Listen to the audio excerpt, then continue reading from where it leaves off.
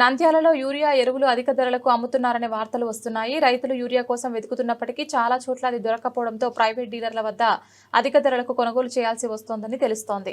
కొందరు డీలర్లు యూరియా కొనుగోలు చేసిన వారికి తప్పనిసరిగా ఇతర ఎరువులను కూడా కొనాలని షరతు పెడుతున్నారని సమాచారం. ఇది రైతులపై అదనపు భారం వేస్తోంది.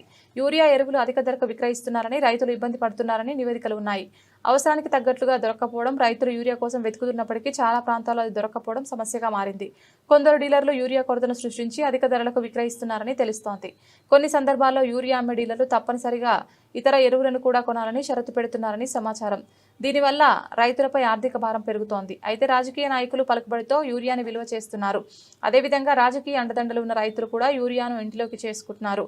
పేద రైతులపై అధిక భారం పడుతోంది. జిల్లా అధికారులు మాత్రం యూరియా కొరత లేకుండా చేస్తామని తెలుపుతున్నా డీలర్లు ఇష్టారాజ్యంగా 266 రూపాయల యూరియాను 470కు అమ్మకాలు చేస్తున్నారు.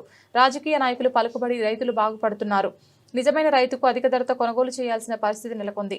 పేద రైతు దగ్గర డబ్బులు ఉండవు, పొలానికి కావలసిన యూరియానే కొంటున్నాడు. ఉన్నతాధికారులు అధిక ధరకు అమ్ముతున్న డీలర్లపై చర్యలు తీసుకోవాలని పలువురు ఆవేదన వ్యక్తం చేస్తున్నారు.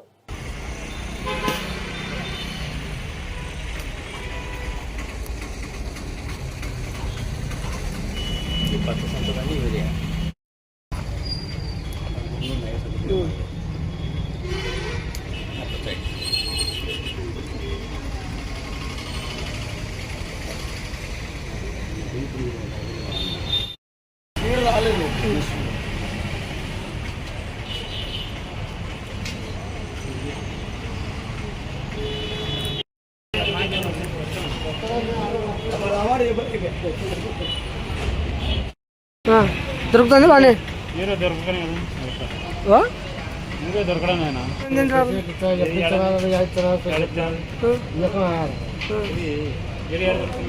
దొరకడం లేదు.